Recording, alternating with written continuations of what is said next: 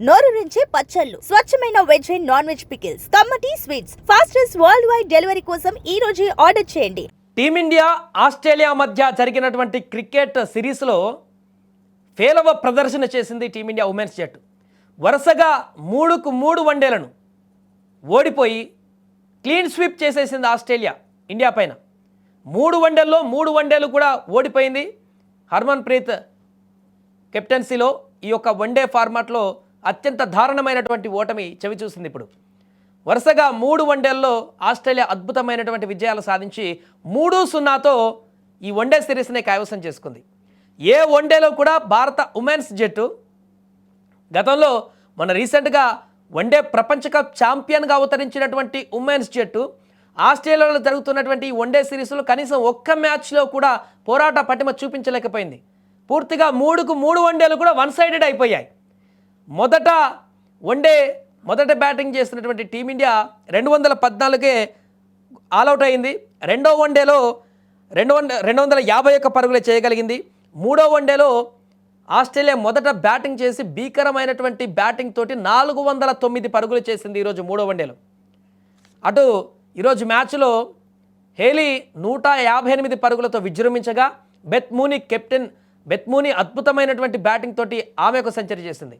ఇద్దరు సెంచరీలు at a time చేశారు ఈ వన్డేలో, థర్డ్ వన్డేలో. దీంతో 400కు పైగా భారీ స్కోర్ను నమోదు చేసింది ఆస్ట్రేలియా ఉమెన్స్ జట్టు ఈరోజు ఇండియా పైన.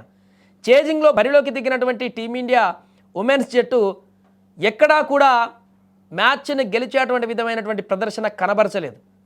మొదట్లోనే స్మృతి మందాన వికెట్ కోల్పోవడం, తర్వాత ప్రతికా వికెట్ కోల్పోవడం, ఆ తర్వాత వచ్చినటువంటి వారందరూ కూడా వచ్చినట్టే ఒకరి తర్వాత ఒకరు వెళ్ళిపోయినటువంటి సందర్భం కనిపించింది తప్ప ఒక పార్ట్నర్షిప్ని బిల్డ్ చేసి భారీ టార్గెట్ ఉంది, దాన్ని ఛేదించేటువంటి క్రమంలో ఎక్కడ కూడా మ్యాచ్ కనీసం ఒక్క 2-3 ఓవర్లకైనా భారత్ వైపు తిరిగినటువంటి పరిస్థితి రాలేదు. 409 పరుగుల భారీ లక్ష్యాన్ని ఛేదించేటువంటి క్రమంలో టీమిండియా 224 పరుగుల వద్ద కుప్పకూలిపోయింది, ఆల్అవుట్ అయిపోయింది. దీంతో ఈ మూడో వన్డే కూడా టీమిండియా ఉమెన్స్ జట్టు ఓడిపోవడం జరిగింది.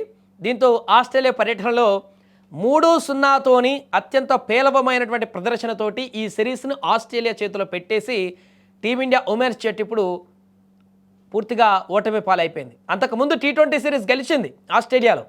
3 T20 సిరీస్లో 2-1తో ఆస్ట్రేలియా మీద సిరీస్ను కైవసం చేసుకుంది టీమిండియా ఉమెన్స్ జట్టు. కానీ వన్డే సిరీస్కి వచ్చేసరికి పూర్తిగా 3 వన్డేల్లో ఒక్క వన్డేలైనా కనీసం టఫ్ ఫైట్ ఇచ్చేటువంటి పరిస్థితి కనిపించలేదు. 3 వన్ సైడెడ్ అయిపోయాయి. 3 వన్డేల్లో 3 ఆస్ట్రేలియా సునాయాసంగా గెలిచేసినటువంటి పరిస్థితి. ఏదో చిన్న టీం మీద కనుక గెలిచినట్టుగా అంత ఈజీగా గెలిచేసింది ఆస్ట్రేలియా ఉమెన్స్ జట్టు. దీంతో ఇప్పుడు టీమిండియా ఉమెన్స్ జట్టు ప్రదర్శన పట్ల ఒక రకమైనటువంటి ప్రశ్నలు ఉత్పన్నమవుతున్నాయి. పూర్తిగా వన్డేలో నిలబడాలి, T20 సిరీస్లో గెలిచినట్టు కాదు, వన్డేలో ఒక భారీ స్కోర్ను సాధించాలంటే వికెట్ పార్ట్నర్షిప్ అవసరం.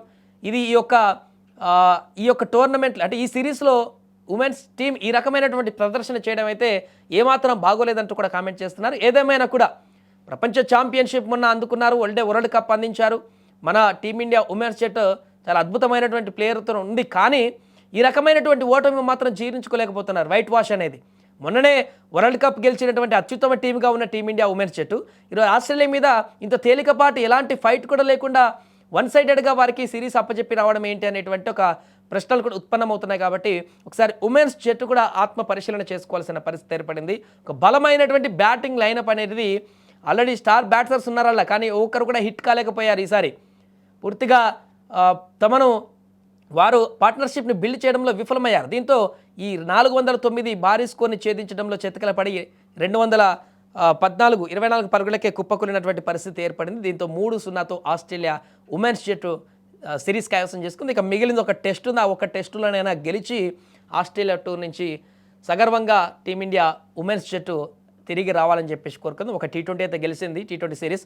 బట్ వన్డే కూడా సరే గెలవకపోయినా కనీసం 3 వన్డేల్లో ఒక్కటైనా గెలిచి లేదా కొంత టఫ్ ఫైట్ ఇచ్చి ఓడిపోతే బాగుండేది అనేటువంటి కామెంట్స్ వినిపిస్తున్న అభిమానుల నుంచి. ఏదేమైనా కూడా తర్వాత జరిగేటువంటి మ్యాచ్లపైన కూడా టీమిండియా ఉమెన్స్ జట్టు అనేది కొంత మరింతగా శ్రమించి ఈ యొక్క వన్డే సిరీస్లలో ఇలాంటి ప్రదర్శన చేయకుండా ఉండాలని కూడా అభిమానులు కోరుకుంటున్నారు.